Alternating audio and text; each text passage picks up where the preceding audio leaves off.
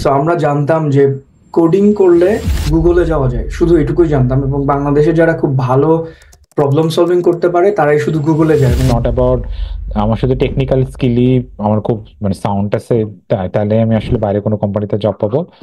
এই বাদেও দেখা হয় যে আসলে আমি স্পেশালি অ্যাকচুয়ালি যদি আমি টেকনিক্যাল স্কিলও পাশ করি, তো অ্যাকচুয়ালি আমি কোন লেভেলের জন্য আমাকে হায়ার করা হবে তার অনেক অংশে কিন্তু ডিসাইড করে আসলে আমার বিহেভিয়ার ইন্টারভিউটা আসলে কিরকম হয়। আমরা বিহেভিয়ারাল স্কিল কিভাবে বিহেভিয়ারাল ইন্টারভিউ গুলো দেওয়া হয় এই জিনিসগুলো আসলে জানি না। ইন্টারভিউ এর ক্ষেত্রে বিগ কোম্পানিতে যেটা করে, প্রবলেম সলভিং এর সময় থট প্রসেস গুলা দেখে, and that's very important. So কারো থিঙ্কিং প্রসেস যদি এমন হয় যে সে খুব দ্রুত প্রবলেম সলভ করে ফেলছে কিন্তু তার থট প্রসেসটা স্ট্রাকচার্ড না, and normally that person would be. সালামু আলাইকুম। তো আজকের পডকাস্টে আমাদের সাথে গেস্ট হিসেবে আছেন কবির সোহেল ভাইয়া, শাকিল ভাইয়া এবং ফারহানা কাকু। তো আমরা শুরুতে ওনাদের থেকে ওনাদের পরিচয় পর্বটা শুনে নিই। Hi everyone, Kabir Sahel, senior software engineer in Meta. I have like 13-14 years of experience both in Bangladesh and overseas. Graduated from IUT. Yeah. Next, Shakil. Shakil ভাইয়া। হ্যালো সবাইকে। তো আমি হচ্ছে সফটওয়্যার ইঞ্জিনিয়ার মেটা। আমি অ্যারাউন্ড আমার প্রায় 9 বছর মতো এক্সপিরিয়েন্স হয়েছে। আমি আসলান ইউনিভার্সিটি থেকে পড়াশোনা করেছি। মেটার আগে আমি বাংলাদেশে জব করতাম start up companies like Code Marshal, Bongo, then move করেছি ফারহানা। হ্যালো এভরিওয়ান, আমি ফারহানা। সো আমি কারেন্টলি সিনিয়র সফটওয়্যার ইঞ্জিনিয়ার হিসেবে মেটাতে আছি। তো আমার অ্যারাউন্ড 14 বছরের সফটওয়্যার ইঞ্জিনিয়ারিং এক্সপিরিয়েন্স। সো আমি বাংলাদেশে কিছুদিন কাজ করছি, তারপর হচ্ছে আমি থাইল্যান্ডে ছিলাম অ্যারাউন্ড 5 বছর। দেন আমি মেটার জব নিয়ে লন্ডনে মুভ করেছি। আচ্ছা, বেশ সুন্দর। আচ্ছা ভাই, আমাদের সাথে তো একজন ছোট গেস্ট আছে, ওনার পরিচয়টা একটু শুনে নিই। আচ্ছা, ও হচ্ছে অরেলিয়া আহমেদ রিমঝিম। সে আমার সাথে আজকে পার্টিসিপেট করতেছে। আচ্ছা ভাই, বর্তমান টাইমে তো রিসোর্সের কোনো অভাব নেই, কিন্তু দেখা যাচ্ছে যে সঠিক পরিমাণ রিসোর্স পাওয়াটা একটা ইম্পর্টেন্ট ফ্যাক্টর আর কি। তো আপনাদের সময় যেভাবে আপনারা লার্ন করছেন সেই লার্নিং ক্যাপটা যদি একটু এক্সপ্লোর করেন এবং বর্তমানের সাপেক্ষে যদি একটু ডিটেলস বলেন তাহলে better. Sure. Okay, let me think. আমার সময় যখন আমি প্রবলেম সলভিং ব্যাপারটার সাথে পরিচিত হলাম, back then it was not popular at all. So আমরা জানতাম যে কোডিং করলে গুগলে যাওয়া যায়, শুধু এটুকুই জানতাম। এবং বাংলাদেশে যারা খুব ভালো প্রবলেম সলভিং করতে পারে তারাই শুধু গুগলে যায়। এবং ওভারসিজ ভালো কোম্পানি বলতে একটাই আছে, গুগল, আর দুইটাই আছে, গুগল আর Microsoft. So I had only this information, এবং I thought, okay, this is going to be impossible for me, so no need to even think about it. First ইয়ারের লাস্টের দিকে আমার ডিউ এর এক ফ্রেন্ড সাব্বির আহমেদ, ও আমাকে অনেক পোক করতো, প্রবলেম সলভ করো নাহলে তুমি চাকরি পাবা না, এরকম।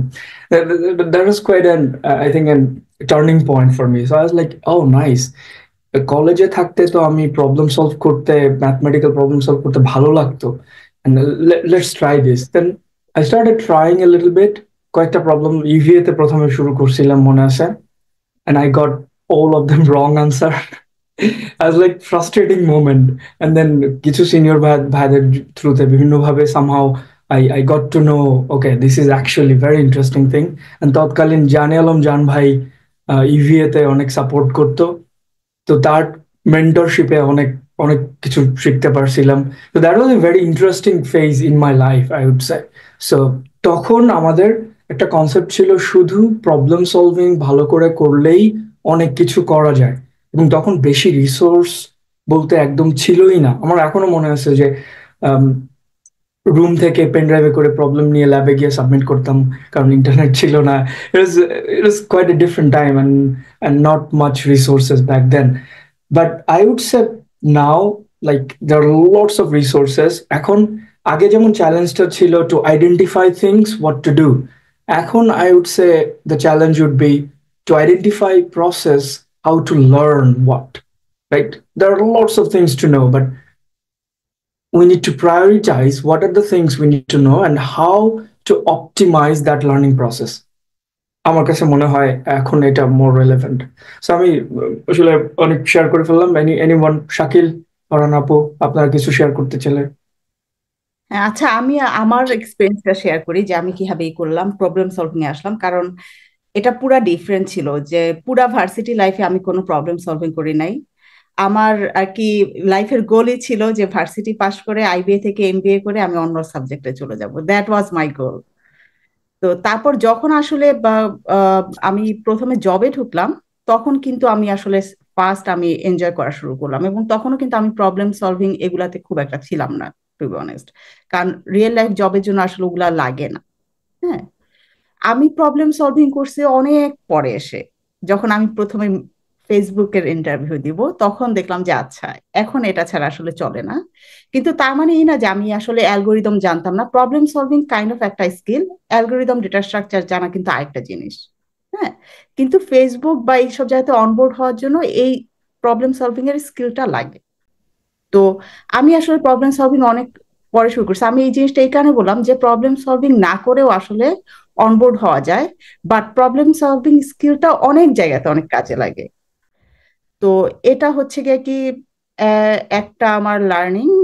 তো বাট আমি আরেকটা জিনিস আমি যেটা বুঝছি যে পরে যখন আমি প্রবলেম সলভিং করলাম, যে it was much easier to learn problem solving in varsity life than now. Because তখন আমরা হচ্ছে গিয়ে কি আসলে আমাদের পড়াশোনা ওরিয়েন্টেডই থাকে অ্যালগোরিদম নিয়ে, ডেটা স্ট্রাকচার নিয়ে, বেসিক ল্যাঙ্গুয়েজ, প্রোগ্রামিং ল্যাঙ্গুয়েজ নিয়ে। তো তখন আসলে অনেক ইজিয়ার অনবোর্ড করা, পরে জব নিয়ে নিয়ে রাইট। এর সাথে প্যারালালি করার থেকে। সো অনবোর্ড হয়ে যাওয়া ভালো, যত তাড়াতাড়ি পসিবল হয়। এবং ও যেটা বলে যে প্রথমবার সাবমিট করে দেখছে যে একদম একটাও হয় নাই, এবং এটা খুবই নর্মাল। ম্যাক্সিমাম মানুষ কি করে, ফার্স্ট টাইম যখন সে ফেল করে সে আর সেকেন্ড টাইম ট্রাই করে না। কিন্তু প্রবলেম সলভিং এমন একটা জিনিস যে এটা একটা কন্টিনিউয়াস প্র্যাকটিসের উপর দিয়ে হয়। এটা আর কি যত ভালো হোক, যত ভালো অ্যালগোরিদম জানুক, কন্টিনিউয়াস প্র্যাকটিসের ভিতর দিয়ে না গেলে কিন্তু হবে না। কাজেই এখানে অনেকেই হতাশ হয়ে যায়, যেমন আমি। আমি আসলে হতাশ হয়ে প্রবলেম সলভিং ছেড়ে দিয়েছিলাম একদম ফার্স্ট ইয়ারে, 1-2 দিন করে আমি বলছি যে এটা আমার জন্য না, শেষ। কিন্তু বাট আমি এখন বুঝি যে আসলে ওটা আসলে জাস্ট স্টার্ট ছিল। আমি এরপরে লেগে থাকি নাই দেখে আমি তখন আর প্রবলেম সলভিং গুলা করি নাই।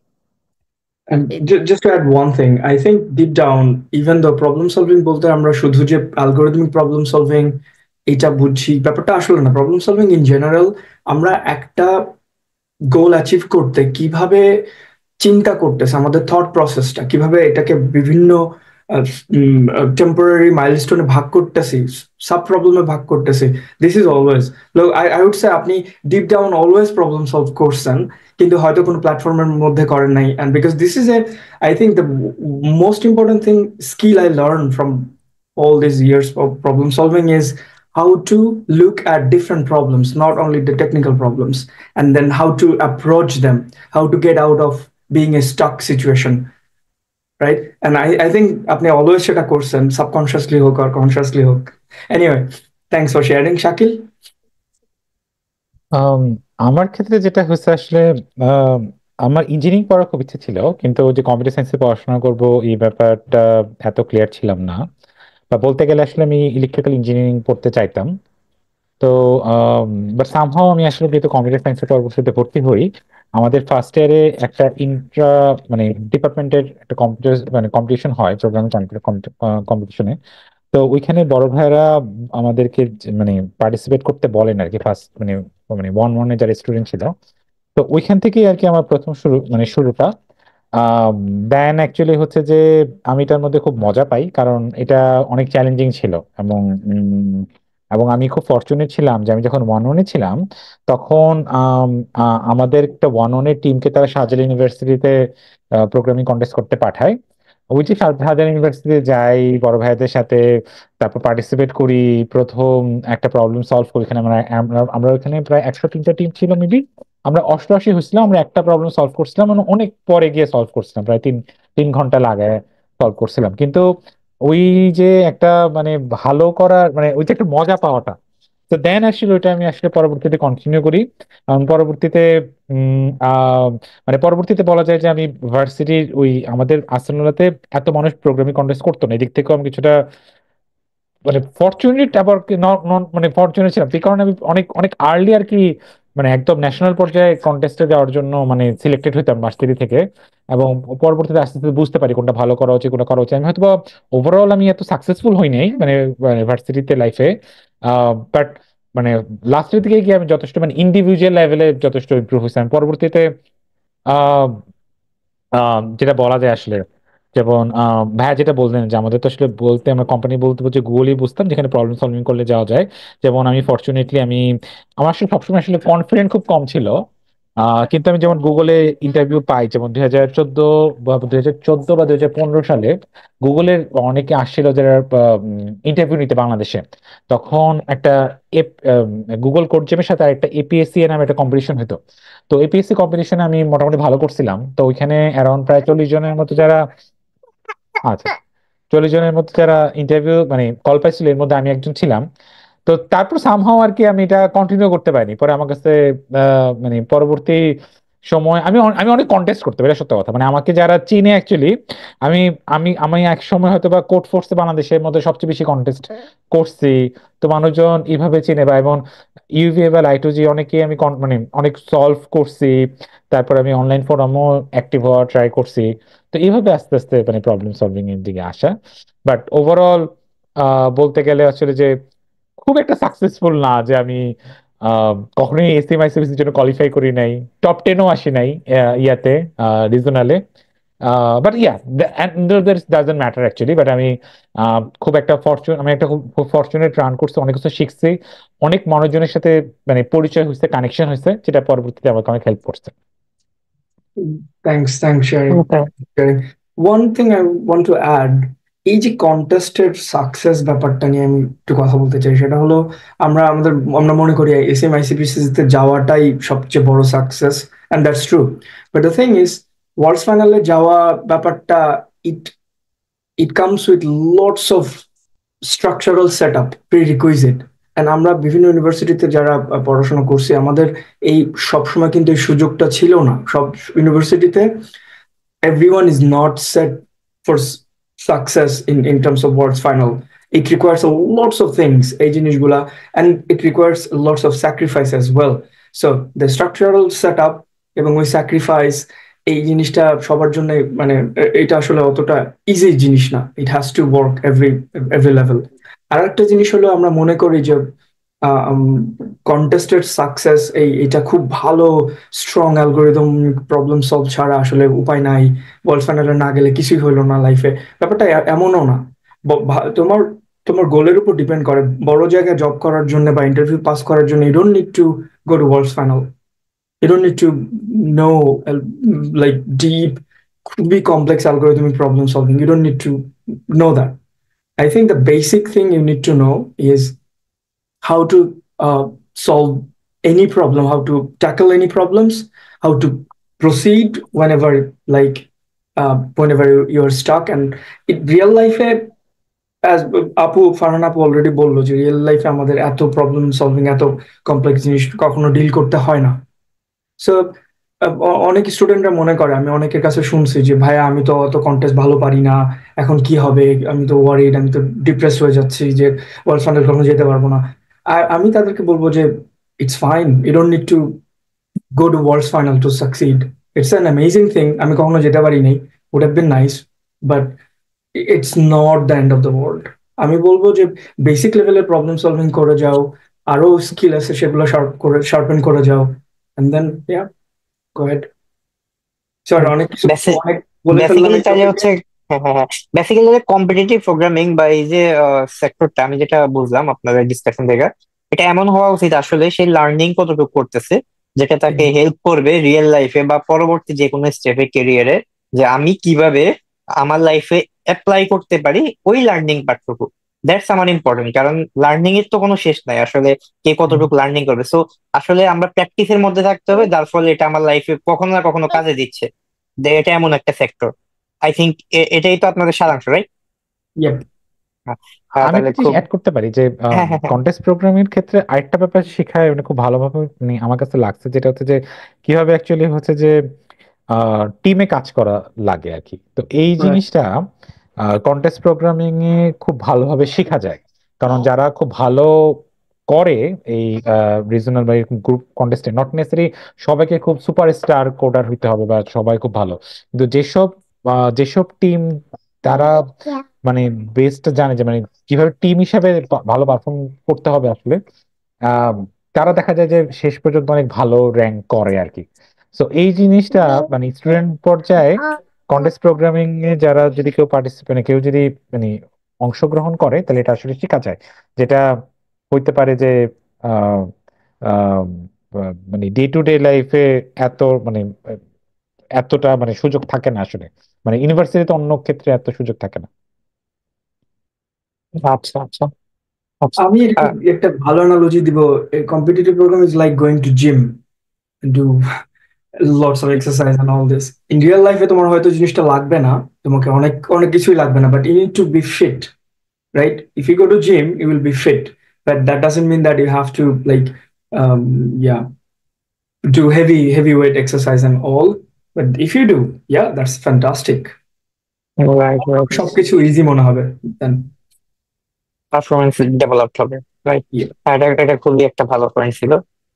আচ্ছা, হ্যাঁ, আমরা যদি একটু ডিফারেন্ট নতুন একটা আলোচনার দিকে যাই, সেটা হচ্ছে আপনারা তো সবাই বাইরে আছেন এখন ঠিকই, কিন্তু দেশে থাকতে আপনারা জব শুরু করছেন, রাইট? সো আপনাদের কেরিয়ারের শুরুটা কোথায় থেকে হয়েছিল, এবং সেখানে আসলে আপনাদের কাজের এক্সপিরিয়েন্স গুলা কিরকম ছিল, এবং সেখান থেকে আপনারা যদি একটু ছোট পয়েন্ট ফাইন্ড আউট করতে পারেন যে আপনারা যা করছেন তা বর্তমানে যাতে জুনিয়ররা ভুল না করে, নতুন যারা ফার্স্ট জবে অ্যাপ্লাই করবে, সেগুলা কি হইতে পারে, এগুলো যদি একটু শেয়ার করেন। অনেক আগের কথা। Anyone wants to start? আচ্ছা, আমি শুরু করতে পারি। আমি আমার ক্যারিয়ার কিভাবে শুরু করছি। শিওর। আমি আমার ক্যারিয়ার শুরু করছিলাম বিজেআইটিতে। হ্যাঁ, তো বিজেআইটিতে যখন আমরা ঢুকি এবং এটাও খুবই ইন্টারেস্টিং আর কি। তখন না, সত্যি কথা বলতে কি, যে আমি একটা জিনিস ফিল করছি, আমাদের ভার্সিটিতে আমাদের ক্যারিয়ার কাউন্সিলিং বলে কিছু কনসেপ্ট নাই। আমরা জানি না যে আসলে কিভাবে ক্যারিয়ার শুরু করা উচিত। ইনফ্যাক্ট সবচেয়ে মজার ব্যাপার, আমি যখন প্রথম জব হান্ট শুরু করি, আমি জানতাম না যে কিউএ রোল কি আসলে কিভাবে কাজ করে, সফটওয়্যার ইঞ্জিনিয়ারিং রোল কিভাবে কাজ করে। তখন আমার কাছে লাগছে যে আমার একটা রোল দরকার, কাইন্ড অফ। হ্যাঁ, যাই হোক আর কি, লাকিলি আর কি আমার ইন্টারেস্ট অনুযায়ী এখন বুঝি যে আমি সফটওয়্যার ইঞ্জিনিয়ারিং রোলের জন্য much better. So software engineering রোলেই আমি বিজেআইটিতে ঢুকছি, এবং আমার ঢোকার মোটিভেশন ছিল যে কারণ আমার ফ্রেন্ডরা ওখানে ঢুকছে, যেটা হওয়া উচিত না। বাট ঢোকার পরে যেটা হয়েছে, তখন কি আমি আসলে একটু একটু করে চিন্তা ভাবনা করা শুরু করলাম। কারণ যখন আমরা ঢুকলাম, আমার জন্য দুইটা অপশন ছিল, যে এক হচ্ছে .NET নিয়ে কাজ করা অথবা অ্যান্ড্রয়েড নিয়ে কাজ করা। এবং আমি বলতেছি 2011-এ, তখন আসলে অ্যান্ড্রয়েডের রিসোর্স বলতে কিছু নাই, খুবই নতুন একটা জিনিস। তো ইভেন আমাদের কাছে ফোনও ছিল না টেস্ট করার জন্য টাইপের। বাট ক্যারিয়ার শুরু করা, আমার কাছে যেটা মনে হয়েছে যে ক্যারিয়ার শুরু করা উচিত অলওয়েজ লেটেস্ট কিছু নিয়ে, যেটাতে, এবং আমি চ্যালেঞ্জও ফেস করছি অনেক, এবং এটার জন্য হয়তো আমি এটাকে এনজয় করছি। তো আমি এখানে অ্যান্ড্রয়েড নিয়ে ক্যারিয়ার শুরু করছি। তো এরপর তো কিন্তু আমার কাছে যেটা মনে হয় যে কিছুটা ট্রানজিশনও দরকার, যে অন্যান্য প্ল্যাটফর্ম গুলা কিভাবে কাজ করে। যেমন তারপর যখন আমি প্রায় 2-2.5 বছর 3 বছরের মতো অ্যান্ড্রয়েডে থাকলাম, তখন কিন্তু আমি একটা ট্রানজিশন নিলাম যে না, আমি এখন একটু অন্য কিছু জানতে চাই। তারপর যেমন আমি ব্যাক এন্ডে সুইচ করলাম। নট অলওয়েজ আসলে এই অপরচুনিটি গুলো আসছে, কিন্তু যখন আসে আমার মতে সেটাকে গ্র্যাব করা উচিত। যে তো তখন আমি গিয়ে আবার 1-2 বছর ব্যাক এন্ডে কাজ করলাম, দেন আবার অ্যান্ড্রয়েডে ব্যাক করলাম। বাট আমি অলওয়েজ আমার ক্যারিয়ারে যেটা চেষ্টা করছি, যে নতুন কিছু যদি আমি শেখার অপরচুনিটি পাই তাহলে আমি ওটা নেওয়ার চেষ্টা করছি। এটা ডেফিনেটলি চ্যালেঞ্জিং হবে, কারণ নিজের ডোমেনে আমি একবার কমফোর্টেবল হয়ে অন্য ডোমেনে কাজ করাটা কিন্তু ইজি না, বাট সেই চ্যালেঞ্জটা নিতে জানতে হবে। যদি লাইফে করা যায়, কারণ কি তাহলে যেটা হয় কি কম্পারেটিভ স্টাডি, অনেক কিছু আমি কম্পেয়ার করে জানতে পারি যে আচ্ছা ব্যাক এন্ডের এই জিনিসগুলো খুব ভালো আমি জানছি, এবং আমি কিন্তু পরে যখন আবার অ্যান্ড্রয়েডে ব্যাক করছি আমি কিন্তু ওই জিনিসগুলোকে অ্যাপ্লাই করার চেষ্টা করছি, যে এই জিনিসগুলো, কারণ তখনও অ্যান্ড্রয়েড অনেক লেস ম্যাচিউরড, কাজে অনেক কিছু ইন্ট্রোডিউস করার মতো ছিল, ব্যাক এন্ড তখন অনেক ম্যাচিউরড। বাট এই জিনিসগুলো পারছি কারণ আমি হচ্ছে বিভিন্নভাবে ট্রানজিশন করে করে গেছি। তো এই তো। মানে আপনি এইখানে লাইক যে কোনো চ্যালেঞ্জ যে আপনাদের নতুন গুলা ফেস করছেন, আপনি অনেক চ্যালেঞ্জ ফেস করে গেছেন, রাইট? তো এটার ফলে আপনি আসলে পরবর্তীতে কি ধরনের অ্যাডভান্টেজ গুলা বেশি পাইছেন যে আপনি মনে করতেছেন, যেগুলো আপনি যদি অন্যদের মতো করতেন, আপনার ফ্রেন্ড সার্কেল যারা ছিল সেগুলো আপনি হয়তো বেনিফিট পাইতেন না, এরকম কি কি ছিল? আচ্ছা, প্রথম অ্যাডভান্টেজ যেটা পাইছি, আমার যেমন যে কোনো কিছুর লার্নিং কার্ভ আমার এখন অনেক কম। কারণ হচ্ছে গিয়ে কি আমার এত থেকে থেকে নিজে লার্ন করতে হয়েছে, আমি এখন জানি কিভাবে লার্ন করতে হয়। সো কারো যদি 10 দিন লাগে, আমার সেটা বা হয়তো বা 5 থেকে 6 দিন আমি একে অনবোর্ড করে যাব। অনবোর্ড করার পরে হচ্ছে কি আসলে যে কোনো ফ্রেমওয়ার্ক লার্ন করতে অনেক টাইম লাগে, বাট অনবোর্ডিং প্রসেসটা আমার জন্য ফাস্টার হয় এখন, যেটা আহ, আমি ডেফিনেটলি বলবো যে হ্যাঁ এটা একটা বিশাল আমার জন্য প্লাস পয়েন্ট, যে তো এটা আসলে দরকার যে ওকে, ওকে। আচ্ছা, I can start long time ago. Um, আমার মনে আছে যে আমার প্রথম ইন্টারভিউ এক্সপিরিয়েন্স ছিল খুবই খুব ইন্টারেস্টিং, মেটাতে, ফেসবুকে তৎকালীন আমি তখন থার্ড ইয়ারে পড়ি। মেটাতে ইন্টারভিউ কল পাইছি একটা, এন্ড দেন তারা বললো যে হ্যাঁ আমার তো এখনো গ্রাজুয়েশন করতে অনেক দেরি, আমি ইন্টার্নশিপ করতে চাইলে নেক্সট ইয়ার জন্য তাদের সাথে কন্ট্যাক্ট করি। And the interesting thing is I completely forgot about it. And আমি মেটাতে জয়েন করার পরে এই ইমেলটা খুঁজে পাইছি, আমি ওয়াও, এটা তখন মনে পড়ছে জিনিসটা। যাই হোক, দেন নেক্সট এক্সপিরিয়েন্স হলো যে ওইটাও খুব ইন্টারেস্টিং। 4-1-এ আমি জাস্ট শখের বসে একটা সিভি বানাইছি, যে সিভি বানাইলে কেমন হয়, জীবনে কখনো সিভি বানাইনি। এবং কয়েকটা জায়গায় ড্রপ করার পর দেখি তখন স্যামসাং R&D নতুন খুলতেছিল, and then I got a job in 4-1 Samsung, and I had no idea what professional experience could even look like. কোনো এক্সপিরিয়েন্স নাই, এবং আমি ইউনিভার্সিটিতে প্রজেক্ট ওয়ার্কে অনেক স্ল্যাক করছি। মানে প্রজেক্ট ওয়ার্কে আমার ভালো এক্সপিরিয়েন্স ছিল না, শুধুমাত্র প্রবলেম সলভ করতাম, এবং আর আর তেমন কিছু প্রজেক্ট ওয়ার্ক একটু কোন রকম চালাই দিতাম আর কি। এবং জবে জয়েন করার পর আমি খুবই ফ্রাস্ট্রেটেড হয়ে গেলাম, কি করতেছি এইগুলা, এই ধরনের কাজ করা। I was not enjoying at all. প্রথম 3-4 মাস আমি খুবই বোর্ড হয়ে গেছি। I was thinking what to do, because I was so naive. আমার এক্সপেকটেশন ছিল যে প্রফেশনাল লাইফে আমি খুব স্ট্রং, খুবই কমপ্লেক্স অ্যালগোরিদম নিয়ে কাজ করব, প্রবলেম সলভ করব, এটা করবো সেটা করবো। I had no idea যে প্রফেশনাল লাইফে আসলে কি হইতে হবে। I did not focus on lots of other skills. So consequently আমি খুবই বোর্ড হয়ে গেলাম জবে। ফরচুনেটলি আমি ডিপার্টমেন্ট সুইচ করে R&D ডিপার্টমেন্টে গেলাম, তখন খুব ইন্টারেস্টিং ভালো একটা প্রজেক্ট কাজ শুরু করলাম। And then I found like wow, this is actually interesting kind of R&D type project. But anyway, তারপর তখন আমি কন্টেস্ট করতাম হ্যাকার র্যাঙ্কের একটা কন্টেস্টে, তখন ওটার নাম ছিল ইন্টারভিউ স্ট্রিট। হ্যাঁ, তো হ্যাকার র্যাঙ্কের একটা কন্টেস্টে লাকিলি আমি কিভাবে কিভাবে যেন থার্ড হয়ে গেলাম। তো তারপর দেখি হঠাৎ করে অনেক ইন্টারভিউ কল আসতেছে, পুরো বিভিন্ন জায়গা থেকে, USA থেকে, সিঙ্গাপুর থেকে, অস্ট্রেলিয়া থেকে, বিভিন্ন জায়গা থেকে ইন্টারভিউ কল আসতেছে। তো যাই হোক, লং স্টোরি শর্ট, ওইখানের মধ্যে একটা জব, সিঙ্গাপুরের একটা জবে জয়েন করলাম। জয়েন করার পর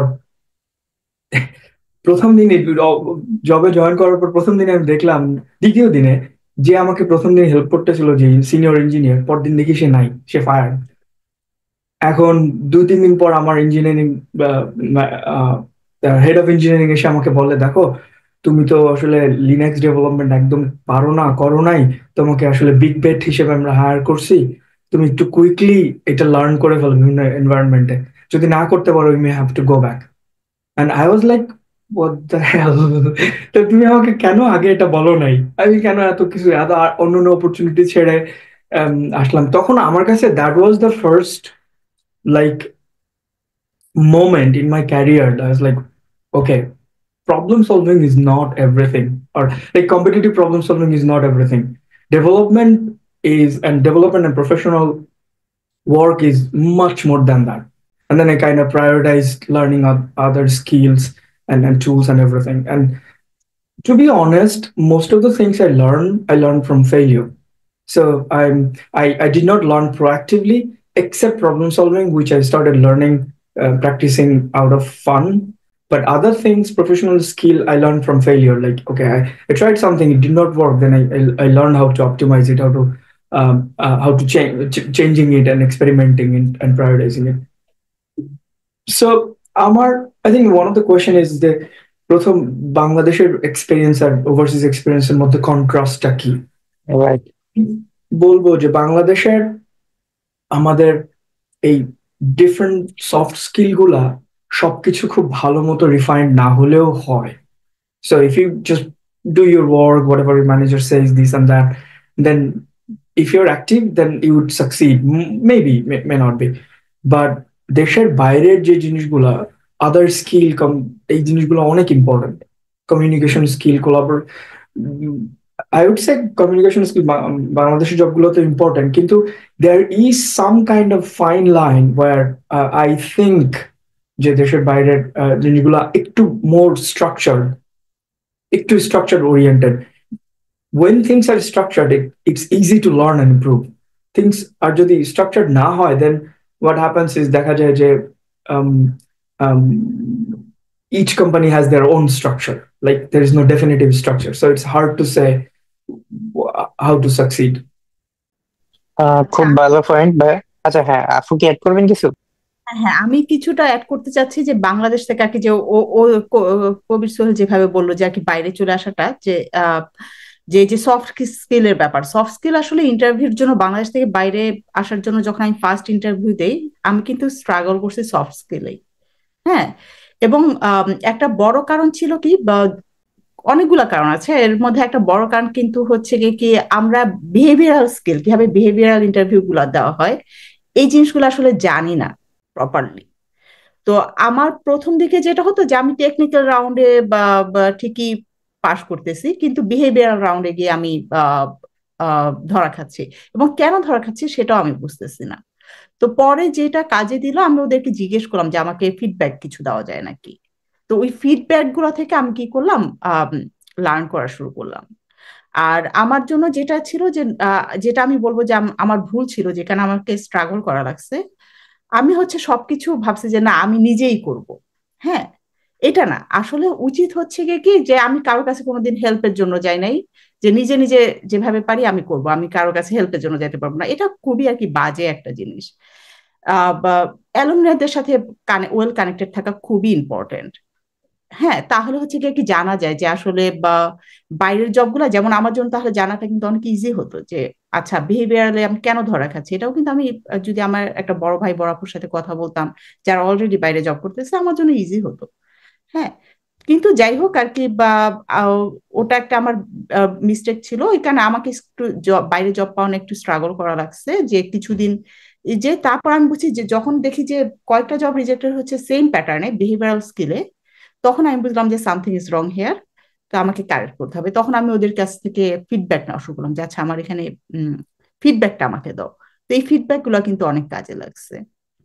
তো এটাই, বাংলাদেশে আসলে আমরা এই সফট স্কিলটা সামহাও মিস করে যাই।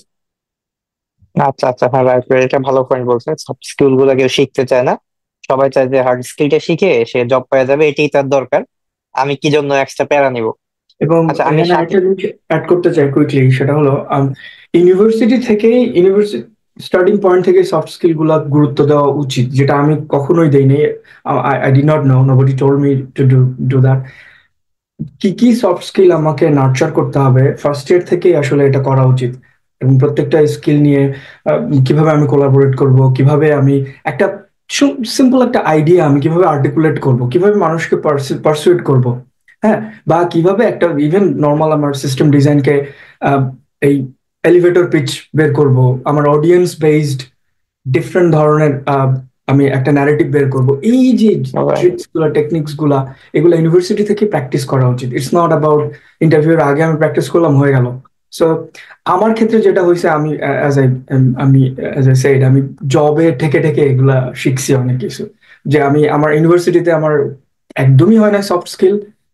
তো এটাই। এনিওয়ে, শাকিল। মানে আমি তো আসলে বাংলাদেশের স্টার্ট আপ কোম্পানিতে জব করতাম, তো আমার ক্ষেত্রে আসলে অনেক কিছুই অ্যাকচুয়ালি খুব উম, মানে সম্পূর্ণ অনেক কিছু আসলে নতুন লাগছে, মানে যে ওয়েতে আসলে একটা স্টার্ট আপ অপারেট করে, যেমন আমি হয়তো ডাইরেক্টলি আমার সিটিওর সাথে আমি কথা বলতাম। তো এখানে তো এবং আমাদের ক্ষেত্রে হয়তো প্রোডাক্ট ম্যানেজার এত রোল ছিলই না, আমি এত এক্সপিরিয়েন্স নাই, মানে এত স্টেক হোল্ডারের সাথে আমার কাজ করার এক্সপিরিয়েন্স নাই।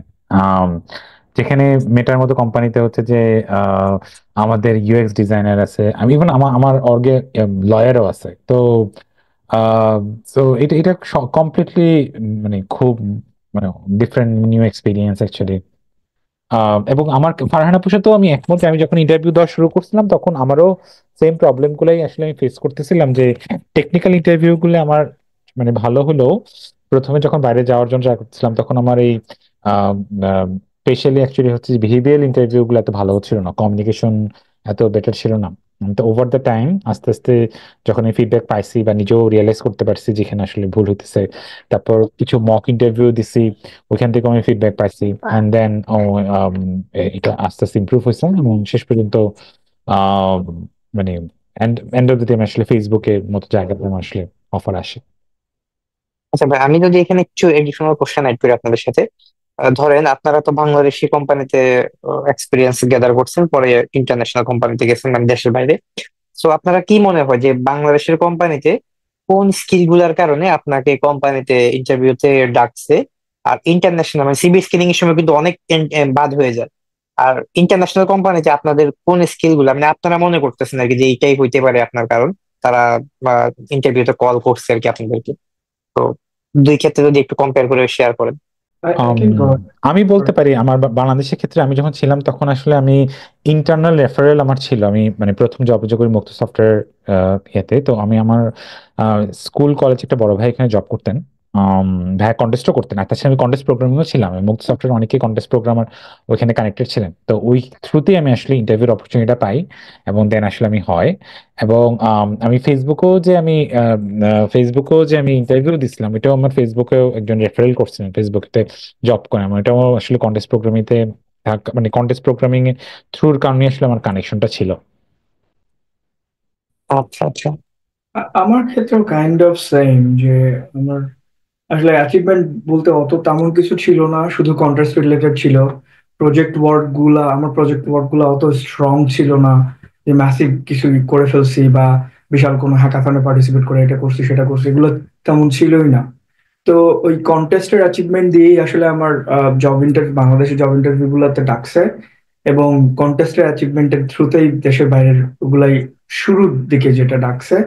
পরবর্তীতে যেহেতু আমার দেশের বাইরে অলরেডি একটা পোর্টফোলিও হয়ে গেছে experience, and then it was not the contest achievement anymore, but in the beginning it was like that, এই কন্টেস্টেড অ্যাচিভমেন্ট গুলাই কাজে লাগছে। বাট আমি বলবো যে কন্টেস্টেড অ্যাচিভমেন্ট যাদের নাই, বাট দ্যাটস নট, সাধারণত দেশের বাইরের কোম্পানিগুলো দেখে যে you have to have something, you have to be outlier, and outlier হওয়ার জন্য there are many ways you need to find your ways, যেটা তোমার জন্য যায়, যার জন্য যায়। For example, someone could have like lots of open source contribution, right? Someone could just, okay, for fun pet project হিসেবে এটা করছে সেটা করছে, and that became something interesting.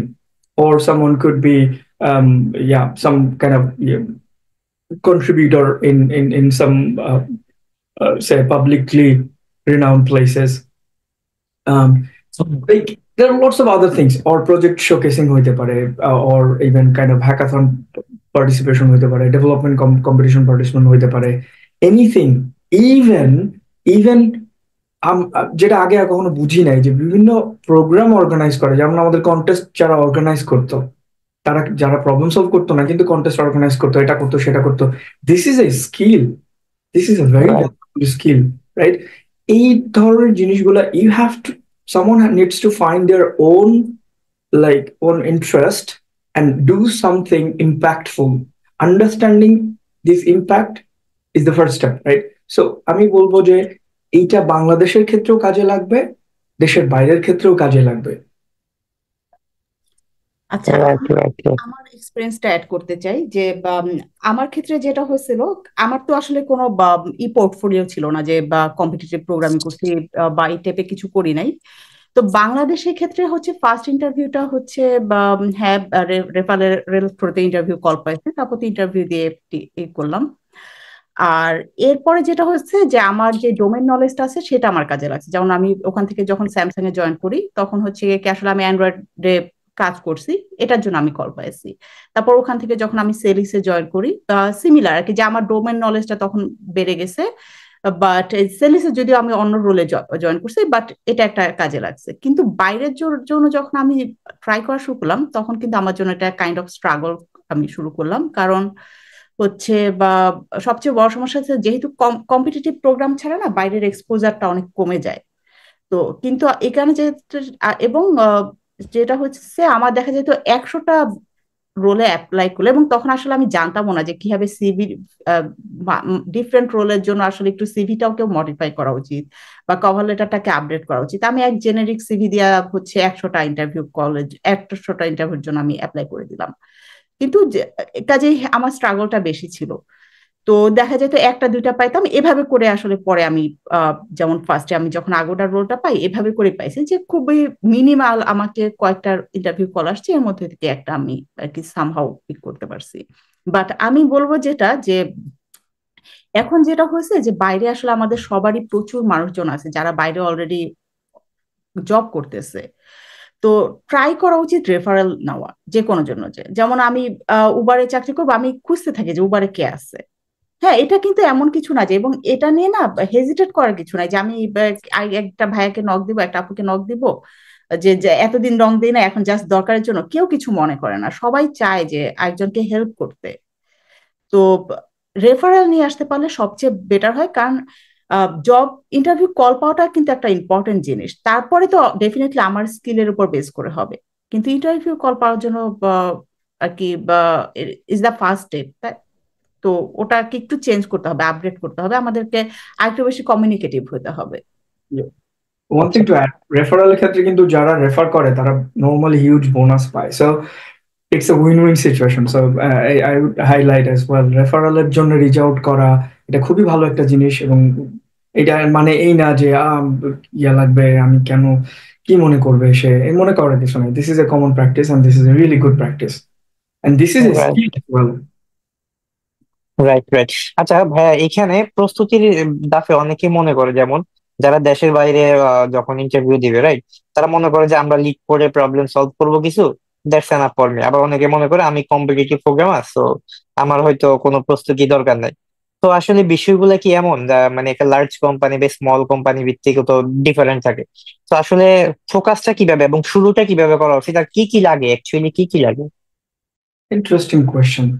I think, uh, yeah, so let's talk about interview preparation for big companies, right? Now, যদিও কারো যদি problem solving competitive background থাকে তার জন্য ইন্টারভিউগুলো easy, that's well known, very easy.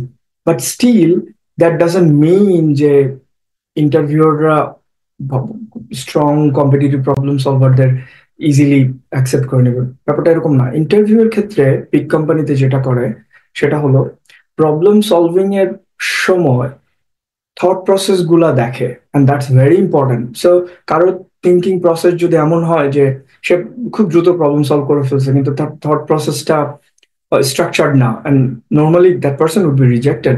Problem solve করাটা target না, কিভাবে থট প্রসেসটা সে করতেছে, ইনপুট ফিডব্যাক নিতে পারতেছে কিনা, কোলাবোরেট করতে পারতেছে কিনা, this is a very critical thing. So I would say problem solving background থাকুক না থাকুক, লিড কোডে স্টিল প্র্যাকটিস করা উচিত, প্রত্যেকটা ডেটা স্ট্রাকচার রিফাইন করা উচিত এবং step by step problem solve করা উচিত, সাব প্রবলেমে ভাগ করে, একদম মাল্টিপল মাল্টিপল অ্যাপ্রোচ চিন্তা করে এটা করে, এবং থট প্রসেস গুলো আরেকটু স্ট্রাকচার্ড ওয়েতে করা উচিত। You don't need to solve problem in 2 minutes very fast with a really bad code. So কোডটাকে কিভাবে সুন্দর করা যায় এটার প্রতি ফোকাস করা উচিত। আমরা কন্টেস্টে করলে কোডের প্রতি, কোড ভেরিয়েবল ডিক্লারেশন এগুলোর প্রতি চিন্তাই করতাম না, যে কোনো ভাবে করে ফেলতাম কারণ আমার তাড়াতাড়ি করতে হবে, only one metric. But here there are lots of metrics. So I think problem solve competitive programming থাকুক আর না থাকুক, লিড করে প্রবলেম প্র্যাকটিস করে এবং অনেক মক ইন্টারভিউ দেওয়া উচিত। যারা অলরেডি এটাতে এক্সপিরিয়েন্স তাদের কাছ থেকে ফিডব্যাক গুলো নেওয়া উচিত and then coding part at least কোনো প্রবলেম হবে না, but there are other things, system design, behavioral, these things, those are different topics, right? And আমি if, একটু yeah, go না, ahead. ঠিক আছে, আমি এডিশনাল কিছু অ্যাড করতে লাইক যারা হচ্ছে হুম, কোনো স্টাকে ডেভেলপ লাইক এটা তো হচ্ছে জেনারিক যে কোনো সফটওয়্যার ইঞ্জিনিয়ারিং রোলের জন্য যে কম্পিটিটিভ প্রোগ্রামিং এরকম, তো যারা কেউ হইতে পারে যে আমি অ্যান্ড্রয়েড প্লাটার বা ফুল স্ট্যাক, তো ওদেরও কি সেম স্টেজের ইন্টারভিউ হয় কিনা আর কি, আচ্ছা বড় এডিশনাল কোশ্চেন আর কি। কথা, এইটা জেনেরিক প্রবলেম সলভিং ইন্টারভিউটা হয়, আপু ভালো বলতে পারবে, যাতে ডোমেন স্পেসিফিক ইন্টারভিউ গুলা, কোডিং টাইপ ইন্টারভিউ গুলো কেমন হয়, আপু ভালো বলতে পারবে। কোডিং ইন্টারভিউ গুলো সবার জন্য আর কি, বা ফ্যাং কোম্পানি গুলোর জন্য বা একই রকম। হ্যাঁ, প্রবলেম সলভিং। যেটা ডিফারেন্সটা হয় হচ্ছে আর্কিটেকচারাল ডিজাইন ইন্টারভিউ বলে একটা হয়। ওখানে হচ্ছে আমাকে হচ্ছে গিয়ে কি Android domain specific architectural design করে আমাকে যেমন জিজ্ঞেস করতে অ্যান্ড্রয়েড স্পেসিফিক কোন একটা আর্কিটেকচারাল ডিজাইন নিয়ে, কবিরকে হয়তো বা জিজ্ঞেস করছে হচ্ছে ব্যাক এন্ড রিলেটেড কোন একটা আর্কিটেকচার নিয়ে। That's the different, but problem solving সবার জন্য সমান আর কি, যে সবাইকে একই টাইপের সিমিলার টাইপের প্রবলেম সলভিং দিয়েই যেতে হবে। আর এখানে আমি প্র্যাকটিসের ব্যাপারে, ইন্টারভিউ প্রিপারেশনের ব্যাপারে একটা জিনিস অ্যাড করতে চাই, যে স্পেশাল প্রবলেম সলভিং এর ক্ষেত্রে আমি বলবো যে কেউ যদি স্টার্ট করে, বা রেগুলার থাকাটা খুব ইম্পর্টেন্ট। লাইক আমি টার্গেট করলাম যে আমি কোন একটা কোম্পানিতে ট্রাই করতে চাই, ডেইলি আমি দরকার নেই আমাকে অনেকগুলো প্রবলেম সলভ করতে হবে, ডেইলি 3টা 4টা প্রবলেম করি, 5টা প্রবলেম টাইপ বেজ অন আর কি, যে আমাদের আসলে ডেডলাইনটা কবে আর কি, কবে আমার ইন্টারভিউ, কিন্তু প্রতিদিন প্রবলেম সলভ করতে হবে। হ্যাঁ, কারণ এটা হচ্ছে কি কাইন্ড অফ থট প্রসেসটাকেও কিন্তু আপডেট করতে হয়। তাহলে কি হয়, যখন আমি সামনাসামনি বসে প্রবলেম সলভিং করতে যাই, থিঙ্ক আউট লাউড করাটাও অনেক ইম্পর্টেন্ট। ও যেটা বললো যে থিঙ্কিং প্রসেসটা দেখে, কাজে একটা টাইম আমি থিঙ্ক আউট লাউড করতেছি, আমি কোড করতেছি, এই জিনিসটা কিন্তু প্র্যাকটিসের ব্যাপার, তো এটা একদিনে হুট করে চলে আসবে না। সো রেগুলার কাইন্ড অফ একটা প্র্যাকটিসের মধ্যে থাকতে হবে। আই থিঙ্ক ভাইয়া আপু তো আসলে সবকিছুই কভার করছে। তো এখানে আরেকটা ব্যাপার হচ্ছে যে আমার কাছে যে জিনিসটা লাগে যে আমি যদি বলি আসলে মানে যেটা আমাদেরকে শেখানো হয় না বাংলাদেশে, এটা হচ্ছে যে হাউ টু প্রেজেন্ট আওয়ারসেলফ, মানে বিহেভিয়ারাল ইন্টারভিউটা খুব ইম্পর্টেন্ট বাইরের জন্য। বাংলাদেশেরও কোম্পানির জন্য বিহেভিয়ারাল ইন্টারভিউ ইম্পর্টেন্ট, বাট এটা থেকে অ্যাকচুয়ালি মানে অনেক কিছু আসলে স্ট্রাকচারাল ওয়েতে এটা প্রিপারেশন নেওয়া যায় এবং শেখা যায়। আম, আহ, এই বিষয়গুলো হয়তো বা জোর দেওয়াটা খুব ইম্পর্টেন্ট। মানে ইটস নট অ্যাবাউট আমার শুধু টেকনিক্যাল স্কিলই আমার খুব মানে সাউন্ড আছে তাহলে আমি আসলে বাইরে কোনো কোম্পানিতে জব পাবো। এই বাদেও দেখা হয় যে আসলে আমি স্পেশালি অ্যাকচুয়ালি যদি আমি টেকনিক্যাল স্কিলও পাশ করি, তো অ্যাকচুয়ালি আমি কোন লেভেলের জন্য মানে আমাকে হায়ার করা হবে তার অনেক অংশে কিন্তু ডিসাইড করে আসলে আমার বিহেভিয়ার ইন্টারভিউটা আসলে কিরকম হয়। কারো যদি বিহেভিয়ার ইন্টারভিউ এত ভালো না হয়, উনি হয়তো টেকনিক্যালি সে সিনিয়র সফটওয়্যার ইঞ্জিনিয়ারও ডিজার্ভ করে, তাকে হয়তো ডাউনগ্রেড করে অফার করতে পারে, কারণ যিনি বিহেভিয়ার ইন্টারভিউতে হয়তো বা তার অ্যাকচুয়াল কোয়ালিফিকেশন শোকাস করতে পারেনি। সো এইটা অ্যাকচুয়ালি আমার কাছে লাগে যে এটা একটা গ্যাপ বাংলাদেশে মনে হয় আছে, বিশেষ করে আম, আমাদের আসলে এই জিনিসটা আমরা শিখি না। এখন এটা ওভার দ্য টাইম এক্সপিরিয়েন্সের মাধ্যমে শেখা যায়। আর আমার আসলে ধারণা নাই ভাইয়া বা আপু কিভাবে এটা ওভারকাম করছেন। আমার কাছে এটা হচ্ছে যে ফিডব্যাক পাওয়ার মাধ্যমে আমি এখনো যে আসলে খুব এটাতে ওভারকাম করছি তা না, আমি স্টিল লার্নিং। বাট আমি বলতে পারি যে আমি হয়তো বা একটা একটা সাকসেস স্টোরি আছে, আমি একটা বড় কোম্পানিতে জব করছি, টেবিল পাস করছি, কিন্তু মানে এটা এটা এটা আসলে অনেক অনেক গ্যাপ আমার মধ্যেও আছে আসলে। এটা আসলে লার্নিং প্রসেস সবার মধ্যে এরকম থাকবে, and it's there is no end of learning and improving your learning process, right? আমার একটা জিনিস মনে আছে, যখন আমি কন্টেস্ট শুরু করলাম, করলাম, তখন আমি স্টাক হয়ে যেতাম, I didn't know what to do.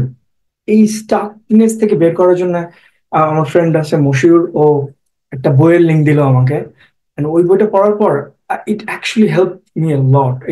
হঠাৎ করে আপু যখন বলতেছিলেন বইটার কথা মনে পড়লো, বইটার নাম ছিল the practicing mind, writer Thomas M Sterner. এবং এত সুন্দর করে যে কন্টিনিউস, আপনি ধরেন একটা জিনিস শিখবেন, আপনার টার্গেট নেক্সট 1-2 ইয়ার্স এর মধ্যে আপনি একটা স্কিল গ্রো করবেন, এই যে স্কিলটা গ্রো করবেন, শুরুটা কিভাবে করবেন, কখন স্টাক হয়ে গেলে কি করবেন, অলওয়েজ একটা থট প্রসেসের মধ্য দিয়ে ইমপ্রুভিং, কন্টিনিউয়াস ইমপ্রুভমেন্ট, এই জিনিসটার জন্য এই বইটা খুবই ফ্যান্টাস্টিক। আমি বলবো যে স্ট্রংলি রেকমেন্ড করবো সবাইকে বইটা পড়তে। আচ্ছা, এই বইটা থেকে মানে আউটকামটা হবে দিন শেষে তাই যে তার হচ্ছে যে কন্টিনিউয়াস প্রসেসে যদি ফোকাস রাখতে পারে, এটাই কি রাইট, মূল আউটকাম হবে? আচ্ছা আচ্ছা। নট অনলি না, ফোকাস রাখতে পারা, এবং যে এই প্রসেসের মধ্যে দিয়ে যাওয়ার সময় যে ডিপ্রেশন গুলো আসবে, হতাশা গুলো আসবে, এইটা কিভাবে ওভারকাম করা যায়, বা স্টাক হয়ে গেলে কি করতে হয়। এই আচ্ছা। বইটা কোডিং রিলেটেড না, আমার যতদূর মনে পড়ে পিয়ানো শেখা নিয়ে বইটা।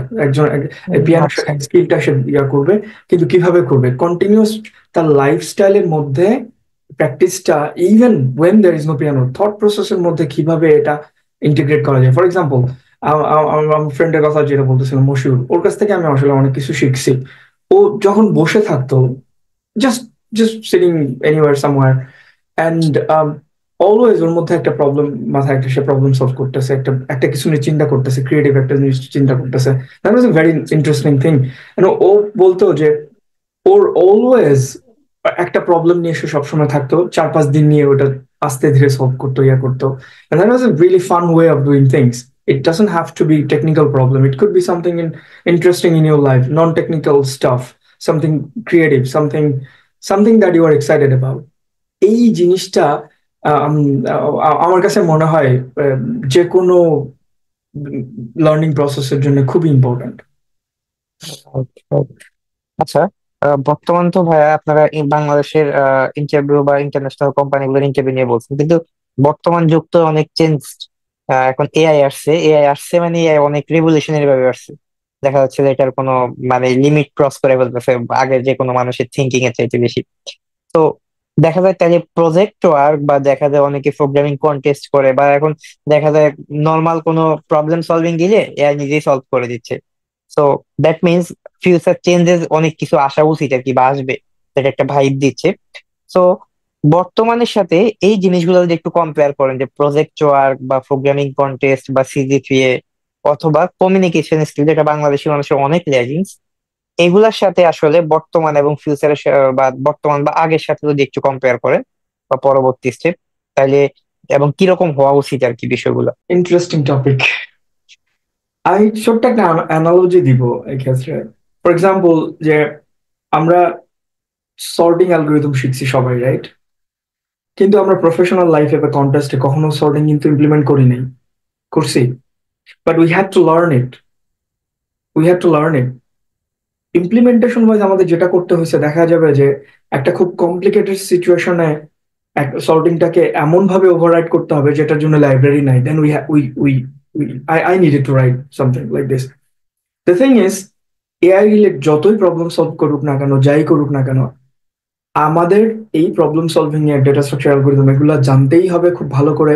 এন্ড নাও নিউ কামারদের জন্য things are getting difficult, I would say. আগে যেমন এই জিনিসগুলো জানলে অনেক ইজি ছিল, বাট এখন এই স্কিলগুলা নট অনলি মাস্টার করতে হবে, শিখতে হবে, বাট অলসো সফট স্কিলটা বেশি ইম্পর্টেন্ট হয়ে গেছে এখন। এই স্কিল গুলা দিয়ে আমি এআই দিয়ে কিভাবে যে কোনো একটা প্রোডাক্ট ম্যাক্সিমাম আউটপুট নিতে পারি, I think that's going to be the ultimate skill. যে আমি আমার whatever I have many tools, my goal is to create value. এই ভ্যালুটা আমি কিভাবে ক্রিয়েট করতে পারবো এই টুলগুলো ইউজ করে, that would be main challenge. On top of that, I need to understand the underlying how AI যে জিনিসগুলো করতেছে, যে বিভিন্ন অ্যালগোরিদম, ডেটা স্ট্রাকচার, বা এই জিনিসগুলো আমাকে করতে হবে, সফট স্কিল গুলো রিফাইন করতে হবে। অন টপ অফ দ্যাট, এগুলা কিভাবে ইউজ করে ম্যাক্সিমাম আউটপুটটা নিতে পারি, I think that's going to be main challenge. হ্যাঁ, আমি আসলে এখানে ওর সাথে কবির সোহেলের সাথে পুরোপুরি অ্যাগ্রি করি, যে আম, যেটা হচ্ছে প্রবলেম সলভিং কিন্তু আসলে এই কারণে না যে এটা আমার রিয়েল লাইফে অনেক কাজে লাগতেছে। প্রবলেম সলভিং আসলে আমারকে চিন্তা করায় যে যে কোনো একটা জিনিস কিভাবে ছোট ছোট ভাগে ভাগ করে কিভাবে সলভ করতে হয়, এটা সব জায়গাতে কাজে লাগবে। যেমন এই যে ও বললো যে টুলস গুলা ইউজ করা শিখতে হবে, চ্যাট জিপিটিতে আমিও হয়তো বা একটা প্রম্পট দেই, আরেকজনও দিবে, কিন্তু কোন কোয়ালিটির রেজাল্ট আমরা ব্যাক পাবো এটা কিন্তু ডিপেন্ড করে আমার প্রম্পটের উপর। কাজেই এই জিনিসগুলো শেখার দরকার আছে। আর যেটা বলবো যে এখনো টু আর্লি টু আর কি, আসলে যে কি টাইপের চেঞ্জ আসতেছে এখন আমরা আসলে বোঝার মতো জায়গায় আমরা যাই নাই। So still problem solving, I think problem solving আরো অনেক দিন কাজে লাগবে, সফট স্কিল এগুলা হচ্ছে গিয়ে কি কাজে লাগবে, বাট সাথে নতুন আরো কিছু হয়তো বা অ্যাড হবে যেগুলা আরো কিছুদিন পরে জানা যাবে। বাট ইয়া স্টিল এই জিনিসগুলার এখনো অনেক দরকার আছে।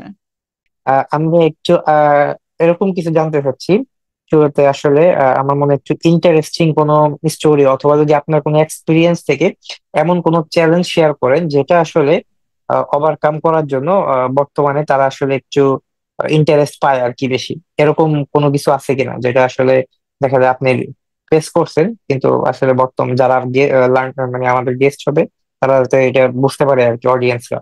আচ্ছা আচ্ছা, আমি একটা কুইকলি এই জিনিস অ্যাড করতে চাই যে এই মেটার ইন্টারভিউর ক্ষেত্রে যেটা হয়েছে যে আমাকে প্রথম ফোন ইন্টারভিউতে যে কোয়েশ্চেনটা জিজ্ঞেস করছে প্রথমটা, ওই কোয়েশ্চেনটা আমি বুকিং.কম এ থাকা অবস্থায় প্রায় অ্যাটলিস্ট 100-150 মানুষকে জিজ্ঞেস করতাম ওই সেম কোয়েশ্চেনটা, এবং দেয়ার লাইক 6 আনসার্স।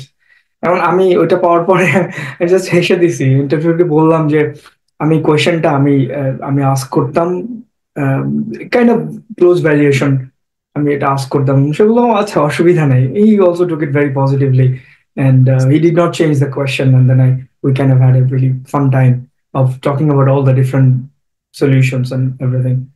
আরেকটা জিনিস আমার মনে পড়তেছে সেটা হলো ওয়ান্স বুকিং.কম এ থাকার সময় আমার তখন ফ্রাইডে 6 p.m. আমার মনে আছে, হঠাৎ করে things started to break. And when like যখন সেভ হয়, সেভ বলতে আমরা যেটা বুঝি কোনো কোনো প্রোডাকশনে কোনো বাগ বা ইস্যু যেটা খুবই হাইলি ইম্প্যাক্টফুল। তো এটা সাধারণত হয় খুবই অড টাইমে, এন্ড দ্যাট আমার টিমে সবাই চলে গেছে এবং টিমে আমি একজন কনভার্ট করতেছিলাম, only he was there. It was 6 p.m. and then things started to break, and I think we lost couple of millions. And at that time, so যাকে অনবোর্ড করতেছিলাম সে আমাকে আরো ডিস্টার্ব করতেছিল, ওকে আমি কি করবো এখন কি করবো, সে আরো আরো ডিস্টার্ব করতেছিল। এখন this was a very crucial moment for me. First I needed to stop the bleeding, and somehow we did that. যাই হোক, it was a really exciting and fun, but not fun for the company, but huge learning process for me. আর কি আমি একটা জিনিস add করতে পারি, ভাইয়ের কথা পুরোপুরি মনে হলো যে হ্যাঁ সেভের ব্যাপারে বসা যায়। আমাদের মেটাতে আমাদের যখনই আমরা কোনো প্রজেক্টের কাজ করি, তো প্রজেক্টের কাজ করার পর আমাদের কাইন্ড অফ হচ্ছে এবি টেস্টিং রান করে দেখা লাগে যে এই প্রজেক্টের ইম্প্যাক্টটা কিরকম, এটা কি পজিটিভ ইম্প্যাক্ট হবে আমরা যা যা অনুমান করতেছি, বা এটার কোনো নেগেটিভ ইম্প্যাক্ট আছে আমাদের গ্রোথে, আমাদের কোনো কোর ম্যাট্রিক্সে। তো এই জিনিসগুলা খুবই মানে ইন্টারেস্টিং, যে অনেক সময় দেখা যাচ্ছে যে মানে আমরা যেটা এজিউম করতেছি যে এটা এরকম হওয়া উচিত, এরকম হচ্ছে না, কেন হচ্ছে না। তো কিছু সময় ক্ষেত্রে মানে প্রজেক্টের জিনিস চেঞ্জ, মানে রিকোয়ারমেন্ট চেঞ্জ করা লাগে, বা আমাদেরকে মানে রিরান করা লাগে, প্রজেক্টের সেটা এক্সপেরিমেন্ট স্টপ করে এটা ফিক্সড করে তারপর রিরান করা লাগে। তো ওই জিনিসগুলা ইন্টারেস্টিং আমার কাছে লাগে আসলে এই মেটার মতো স্কেলের কোম্পানিতে। যে আমার আরেকটা ঘটনার কথা মনে পড়ছে, আমি শেয়ার করব, আপু যদি কিছু শেয়ার করতে চান তারপর। না না, আমার কিছু শেয়ার করে না। এই যে ও যেটা বলে এবি টেস্টিং, ওটা আমি যখন কি বলে আগে ওটাতে যদি ফার্স্ট জানি তো ওটা খুব আমার কাছে ইন্টারেস্টিং লাগতো। তো হ্যাঁ এটাই, বাট আমার একটা ইন্টারেস্টিং শেয়ার করতে চাই, সেটা হলো 2023-এর মোটামুটি আমরা একটা প্রজেক্ট করতেছিলাম, যে বেসিক্যালি আমি একটা প্রজেক্টে লিড দিচ্ছিলাম, পুরো ব্যাক এন্ডে, ফ্রন্ট এন্ড আরেকজন। তো আমরা মোটামুটি আরো কয়েকজন ডেভেলপার কাজ করতেছিল প্রজেক্টে। টোটাল 15 পিপল ইনভলভ ছিল প্রজেক্ট, খুবই ম্যাসিভ, অর্গের জন্য খুবই ম্যাসিভ একটা প্রজেক্ট। আমরা প্রায় 10 মান্থস ধরে কাজ করছি, এটা করছি সেটা করছি, and then finally we needed to launch, say for example this week, and if we cannot launch within this week, আমরা ওই বছরের মধ্যে লঞ্চ করতে পারবো না, because we would not be able to collect all the data to improve our metrics, right? এটা next ইয়ারে চলে যাবে because of code freeze and everything. So আমরা তখন আমরা কোথায় পর্তুগালে ওইটা মানে ইনিশিয়ালি লঞ্চ করার জন্য গেলাম, and then everything was ready, lots of testing, lots of these things, all this, all the stakeholders, everyone is updated that we're launching this and that, everything was ready. আমরা Thursday তে launch করব, Thursday বিকালে বের হইলো যে আমাদের data সায়েন্সটা বললো okay we can't launch because it will break all the metrics for all the vendors and everything, and Meta will lose approximately kind of 50 million plus per year if যদি আমরা launch করি। That's a problem, okay what to do. এবং তখন যেটা হইলো, তখন আমি আরো সবার সাথে ওই ভেন্ডরের যে হেড ছিল আমাদের মেটা, সবার সাথে কথা বললাম, ওকে আমরা যদি এটা লঞ্চ করি, এই ওয়েতে লঞ্চ করি, আমরা যদি চেঞ্জ করে করি, there could be 10 million loss if we reduce the loss if they are okay with this. তারা বললো okay they are okay with this, per year 10 million loss হবে প্রজেক্টে, কিন্তু অন্যদিকে বাড়বে, কিন্তু 10 million লস হবে। তারা ওকে। সন্ধ্যার দিকে আমরা সবাই ফ্রাস্ট্রেটেড। আমাদের আরেকজন প্রজেক্ট লিড ছিল, সে বাইরে দৌড়াইতে চলে গেল, okay I can't take this anymore. সবাই খুবই ফ্রাস্ট্রেটেড, পুরো অবস্থা খুবই খারাপ যে আমরা ওকে এই বছরের প্রজেক্ট লঞ্চ করতে পারতেছি না, কোনো ইম্প্যাক্ট নাই, কিচ্ছু নাই। আমি আমি অফিসে বাইরে চলে গেলাম, আই নিড সাম এয়ার। হঠাৎ আমি আমার ডিএস কে বললাম যে তুমি আমাকে একটু কোড পাঠাও তো, তোমাদের মেশিন ওদের যে এমএল এর পাইপলাইনের কোড গুলা পাঠাও। আমি এগুলো তেমন বুঝি না, পাইথন কোড টোড এগুলো তেমন বুঝি না, আমি জাস্ট কিউরিওসিটির জন্য, কিছু করার নেই। তো আমি ফোনে দেখতেছিলাম কি, তখন খেয়াল করলাম ওরা একটা জায়গায় সেশন আইডি নিয়ে প্যারেন্ট সেশন আইডি নিচ্ছে। তো আমার কাছে ওই জিনিসটা ক্লিয়ার মনে হইলো না। তখন আমি উপরে গিয়ে বললাম, আচ্ছা তুমি এটা এই প্যারেন্ট সেশন আইডিটা বাদ দিয়ে শুধু সেশন আইডি নাও তো। সে বললো যে কেন? আমি বললাম I also don't know, but let's see, let's try. সে ওইটুকু চেঞ্জ করে একটা মক রান করে দেখলো যে আমাদের ওই মেট্রিক গুলা আর করাপ্টেড হচ্ছে না। This was a very winning movement, and within, long story short, আমরা 2 ঘন্টার মধ্যে আমরা ডিসাইড করলাম ওকে আমাদের কোনো মনিটারি লস হবে না, কিচ্ছু হবে না। That was a bug, but fix was not simple, but that was the main intuition for the fix. And it was এটা ম্যাসিভ মোমেন্ট। আমরা রাত 1টার দিকে মনে হয় লঞ্চ করলাম, কারণ আমাদের ওই দিনের মধ্যে লঞ্চ করতে হবে। অ্যান্ড রাত 5টা 6টা পর্যন্ত আমরা মনিটর করলাম, and that was a huge success project. So the bottom line is, এই যে অ্যাড্রিনালিন রাশটা ছিল থ্রু আউট দ্য প্রসেস, আমার কাছে মনে হয়েছে I am going through a movie or something. It was massive. Nice nice nice, এটা খুবই একটা মানে ইন্টারেস্টিং।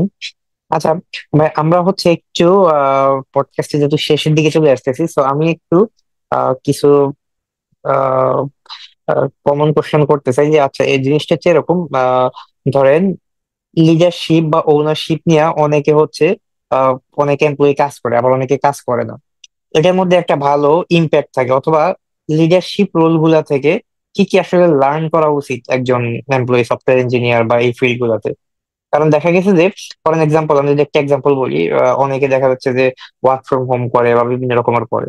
তো দেখা যাচ্ছে যে একই কাজ আমার করতে হয়তো 2 ঘন্টা লাগতেছে, আরেকজনের 5 ঘন্টা, আরেকজনের 6 ঘন্টা।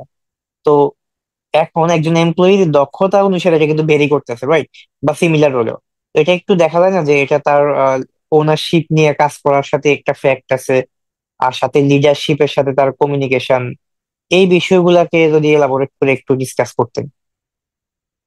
আমি কি পয়েন্টটা ফোকাস করতে পারছি? একটু একটু আচ্ছা, আরেকটু বিষয়টা হচ্ছে এই যে এক একজনের স্কিলের কোয়ালিটি কিন্তু একই রকম, বা পারফরমেন্স স্কিল। রাইট। তো এখন একজন এমপ্লয়ি যদি ওয়ার্ক ফ্রম হোম করে ফর এন এক্সাম্পল, এখন দেখা যাচ্ছে যে সে কিন্তু দেখা যায় 8 ঘন্টায় কাজ করতেছে অফিসিয়ালি। সো সে 8 ঘন্টায় যে আউটপুট দিচ্ছে, সিমিলার রোলে আরেকজন 8 ঘন্টায় কিন্তু বেশি ইনপুট বা আউটপুট দিচ্ছে, আউটপুট। তো এটা বেসিক্যালি ডিফারেন্ট করতেছে যদি এমপ্লয়িটা কোম্পানিকে হয় ওনশিপ করে, অথবা লিডারের সাথে তার একটা কমিউনিকেশন গ্যাপ। সেক্ষেত্রে কি লিডারের সাথে হয়তো লিডারশিপ রোলে হয়তো কোম্পানির ইমপ্রুভমেন্ট করা উচিত। তো এই ক্ষেত্রে আসলে এই বিষয়টা সলিউশনটা কিরকম হওয়া উচিত, বা এখানে আসলে প্রবলেমটাকে যদি একটু এলাবোরেট করেন এই বিষয়। Got it. আমি যদি আমি যদি এটা চিন্তা করি, আমি এটাকে বলবো in single word, leverage. So leverage জিনিসটা এরকম যে আমি একটা কাজ করব, ওই কাজটার লেভারেজ কতটুকু। ফর এক্সাম্পল, ধরো আমি একটা কাজ করলাম, ওইটা করলে 2 ঘন্টা করলে আমার এক্স অ্যামাউন্ট অফ ইম্প্যাক্ট হবে। ওর আমি যদি 3 ঘন্টা টাইম স্পেন্ড করে আরো 5জনকে ওই কাজটা শেখাই, তারা যদি ইন প্যারালাল 5জন ওই কাজটা করে, আমি কিন্তু ইম্প্যাক্টটা বাড়াচ্ছি। আমি কিন্তু এই যে এটাকে বলে হাই লেভারেজ ওয়ার্ক। সো এইটা ইন্ডিভিজুয়াল লাইফের ক্ষেত্রে, যে কোনো ক্ষেত্রে প্রযোজ্য। not only for executive people or leadership people or anyone, like even junior developer. We all, like আমি যেভাবে দেখি, we should try to identify high leverage work, যেই কাজগুলা করলে আমার আউটকামটা বেশি হবে, যেই প্রসেসগুলো ফলো করলে। এটা it could be learning process, আমি কিভাবে লার্ন করলে আমার লেভারেজটা হাই হবে, এটা আমি, আমার কি কি অপশন আছে কারেন্টলি, কোনটা করলে আমার আউটপুটটা বেশি হবে, এই জিনিসটা খুঁজে বের করা সবচেয়ে ইন্টারেস্টিং জিনিস। আর তুমি যেটা বললা ওনারশিপ, লিডারশিপ, এই জিনিসগুলা, এইটা ownership, understanding leadership, this is not only for senior people, not only for the leaders in the team or company, this is for everyone. For example, clear statement is আমার ownership এরিয়াটা কি, আমি যখন একটা কোম্পানিতে কাজ করি আমার রেসপন্সিবিলিটি কি, এটা নিয়ে ক্লিয়ার একটা আইডিয়া থাকা, এবং আমার রেসপন্সিবিলিটিতে I need to be leader. So for example, আমি সফটওয়্যার ডেভেলপার, আমার একটা প্রজেক্ট আছে, আমি ডেভেলপ করতেছি, I am the leader of that project. Or আমি একটা company CEO, I am the leader of that. So everyone is a leader. There is always opportunity to learn leadership skill. To understand first ownership, scope, and then harness your leadership skill in your scope and try to increase it. So I think আমি আসলে ব্যাপারটাকে এভাবে বলবো যে সবারই এই জিনিসগুলা নিয়ে আন্ডারস্ট্যান্ড করা উচিত, থিঙ্ক করা উচিত, এবং এটা ইমপ্রুভ করা উচিত। আচ্ছা, ইন্টারভিউ প্রিপারেশনের ক্ষেত্রে দেখা যাচ্ছে যে বাংলাদেশিদের থেকে যারা যায়, এদের দেখা যায় স্কিল যাই থাকুক, দেখা যায় হার্ড স্কিল আর কি, হার্ড স্কিল যাই থাকুক, soft skill like communication, collaboration বা ক্রিয়েটিভ রাইটিং সহ আরো অন্যান্য অনেক স্কিল লাগে বিহেভিয়ার। তো এই স্কিল গুলাতে আসলে কিভাবে আসলে ইন্টারভিউ প্রস্তুতিটা শুরু করা উচিত আর কি? এটার জন্য আসলে যেটা করা যায়, যে প্রথম কথা যে শাকিল যেটা বললো যে মক ইন্টারভিউ দেওয়া যায়, হ্যাঁ। আর কি, তো মক ইন্টারভিউ গুলো খুব ইম্পর্টেন্ট। আর যেটা হচ্ছে যে একটা যে আছে যে স্টার টেকনোলজি, হ্যাঁ। তো এটা আসলে এই স্ট্রাকচারে যে কোনো সময়, স্পেশালি বিহেভিয়ারাল ইন্টারভিউর জন্য এটা খুবই ইম্পর্টেন্ট যে এই রুলস অফ থামসটা ফলো করা। তো ওটাকে ওই স্ট্রাকচারে আমি দেখছি যে যদি যে কোনো যখনই কোনো কোশ্চেন আসে ওই স্ট্রাকচারে ফরম্যাটে ফেলে দেওয়া যায়, আসলে অনেক বেশি রিফাইন্ড আনসার আসে। বাট অনেকেই মনে করে বিহেভিয়ারাল ইন্টারভিউর জন্য কোনো প্রিপারেশন লাগে না, কিন্তু বিহেভিয়ারাল ইন্টারভিউর জন্য আসলে প্রিপারেশন লাগে। যেমন ইন্ট্রোডিউস ইয়োরসেলফ, এটাও কিন্তু আমি যদি প্রপারলি আমাকে একটি ইন্ট্রোডিউসই করতে না পারি, তাহলে আসলে আমি বাকিটুকু কিভাবে করবো? কাজে হ্যাঁ, আমার দরকার আছে আমি ইন্ট্রোডিউস ইয়োরসেলফ আমি বলতে পারি না। আমার একটা সময় ছিল যে আমি প্রপারলি প্রেজেন্ট করতে পারি না, বাট আমি শিখি যে কিভাবে ইন্ট্রোডিউস মাইসেলফ করতে হয়। তো এটা তো খুবই বেসিক কোশ্চেন, কিন্তু এটা আমি শিখতে পারি, লার্ন করতে পারি। তো এই জিনিসটা খুব ইম্পর্টেন্ট যে বিহেভিয়ারাল ইন্টারভিউরও একটা প্রিপারেশন নেওয়া উচিত, যে কি টাইপের কোশ্চেন আসতে পারে। তারপর কোম্পানিকে যেই কোম্পানির জন্য কি ইন্টারভিউ দিবে, সেই কোম্পানিকে স্টাডি করাটাও অনেক ইম্পর্টেন্ট, যে কেন আমি কোম্পানিতে যাইতে চাচ্ছি বা করতে চাইতেছি, আমাকে তো মোটিভেশনটা দেখাইতে হবে, যে ওই জিনিসগুলো একটু জানতে হবে। আমি এখানে একটা জিনিস অ্যাড করবো, সেটা হলো not only just for the interview preparation but just for growth as well. I think আমার কাছে মনে হয় সবচেয়ে ইজি এবং effective way হলো read books. There are lots of growth books. I think if someone wants to really grow in their soft skill, I think reading some books, understanding them, even reading a couple of times, taking notes, summarizing them, those are, এবং শুধু বই পড়লেই হবে না, নিজের লাইফে এটা reflect করতে হবে যে আমার লাইফের সাথে, আমার স্কিলের সাথে, আমার পার্সোনাল স্কিলের সাথে কতটুকু যায়, what are the things that are for me, how can I extend my skill according to this formula. নিজের একটা ফর্মুলা বের করা, নিজের একটা ভ্যারিয়েশন বের করা, I think this is the most leveraged way for me. Like I found this. আমাকে অন্য কারো ফর্মুলা ব্লাইন্ডলি ফলো করতে হবে না, but if I can understand those formula really well and then reflect on my formulas and make them grow, I think those are the most leveraged growth, learning growth, in my opinion. ওকে, তো শাকিল ভাই যদি বলেন এইগুলো আসলে কখন থেকে একজন শেখা উচিত, যে এখন কি আমি আসলে জয়েন করতে মানে ভার্সিটি গ্রাজুয়েট হয়ে গেছি এখন আমি চলে যাব, এখনই আমি শেখা শুরু করব, নাকি আসলে আমি ভার্সিটি ফার্স্ট ইয়ারে আছি এখন থেকে আমি শেখা শুরু করব? আসলে লার্নিং টাইপটা কিরকম হওয়া উচিত, মানে টাইমিং, লার্নিং টাইপের টাইমিংটা? এইটা অ্যাকচুয়ালি হচ্ছে যে যত আর্লি মানুষজন রিয়েলাইজ করতে পারে যেটা আমার একটা গ্যাপ আছে এবং এটা আমার শেখা প্রয়োজন, আম, এই এই হার্ড স্কিল বা কমিউনিকেশন এই ব্যাপারে সফট স্কিলের গুলোর ব্যাপারে আসলে আরো বেশি ওপেন ডিসকাশন হওয়া উচিত। আরো বেশি মানে এই জিনিসটা it's a kind of journey, right? মানে এটা রিয়েলাইজ করা প্লাস জার্নি মানে মানে খুব ইম্পর্টেন্ট। সো মানে যত আর্লি একজন মানুষ বুঝতে পারে যে না, আমার এই জিনিসটা শেখা প্রয়োজন, আমাকে ইমপ্রুভ করতে হবে, এবং কোনো মেজারমেন্ট যদি তার কাছে থাকে যে সে কত ইমপ্রুভ করতেছে ওভার দ্য টাইম, এটা খুব ইম্পর্টেন্ট। Right, right. আচ্ছা, আহ, আমরা এখন অন্য একটু টপিকে যদি আমরা যাই, যেটা হচ্ছে আসলে কনসেপচুয়াল কিছু ডিফারেন্স থাকে দেখা যাচ্ছে যে ওভারসিজ জব এবং বাংলাদেশি জবের মধ্যে। তো এগুলো আসলে এই ডিফারেন্সটা আসলে কিরকম আর কি, এ বিষয়ে যদি একটু কবির সোহেল ভাই একটু স্টার্ট করেন। আমি বলবো যে এটা আসলে বাংলাদেশি জব আর ওভারসিজ জবের মধ্যে ডিফারেন্সটার চেয়ে আমি বলবো ছোট কোম্পানি স্টার্ট আপের জব আর বিগ কোম্পানি ডিফারেন্সটা বেশি হাইলাইটেড, ম্যাগনিটিউডটা একটু বেশি। But let me try. Bangladeshi জবে যে বাংলাদেশে তো ফ্যাং টাইপের ওরকম কোনো কোম্পানি নাই। তো বাংলাদেশেও যদি বড় কোম্পানি আমরা চিন্তা করি, যে বড় বড় কোম্পানি যেখানে খুব জেনেরিক লেভেলের রিক্রুটমেন্ট হয়, এবং ছোট কোম্পানিগুলো ফোকাস করে kind of specific tool oriented recruitment গুলা। তো যেখানে আমরা জাভায় কাজ করি, জাভা ছাড়া অন্য কাউকে রিক্রুট করবো না। ইন দ্যাট কেস বা আমরা যে আমাদের টেক স্ট্যাক যেটা, সেক্ষেত্রে খুব এক্সিলেন্ট কিছু করতে হবে, এই জিনিসগুলো হয়। আর বড় কোম্পানি যেমন স্যামসাং এ তুমি কেউ একজন জাভাতে কাজ করছে, বাট স্যামসাং এ সিতে কাজ করতে হবে, it's not a problem. So I would say বড় কোম্পানিগুলা মেইনলি দেখে যে অ্যাটিটিউড, বিহেভিয়ার, এবং how generic you are and how quickly you can learn.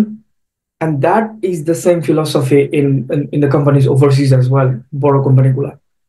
And overseas startup গুলোতে আমি overseas startup গুলোতে কাজ করছি, and they also look at the skills and how much is the matching, the common skills they have with you. So as well as তোমার soft skill গুলা কেমন, বাংলাদেশে এটা একটু কম দেখা হয় সফট স্কিল গুলা। ফর এক্সাম্পল বাংলাদেশে হয়তো আই ডোন্ট নো ওরকম স্ট্রাকচার্ড ওয়েতে সফট স্কিল গুলা নিয়ে হয়তো দেখবে না, কিন্তু দেশের বাইরের কোন একটা start up company soft skill গুলা নিয়ে খুব ভালো মতো হয়তো দেখবে, এবং এটা নিয়ে এটাকে অনেক ওভারওয়েট, অনেক অনেক এমফাসিস দিবে। হয়তো বাংলাদেশে নাও দিতে পারে, আমি জানি না। টু বি অনেস্ট, আমার আসলে লাস্ট 8-10 years ধরে বাংলাদেশের কালচার নিয়ে অত আইডিয়া নাই। What ever answers I'm giving according to my experience 10 years back, so kind of mostly outdated. আচ্ছা, এখন যদি আরেকটু অ্যাড করা হয়, যে এটা একটু ফারহানা আফরোজ থেকে আমি শুরু করতে চাই। আসলে একটা কোম্পানি আসলে কখন আসলে চেঞ্জ করবে, এটা আসলে মাইন্ডসেটে আনা উচিত একজন মানে এমপ্লয়ি।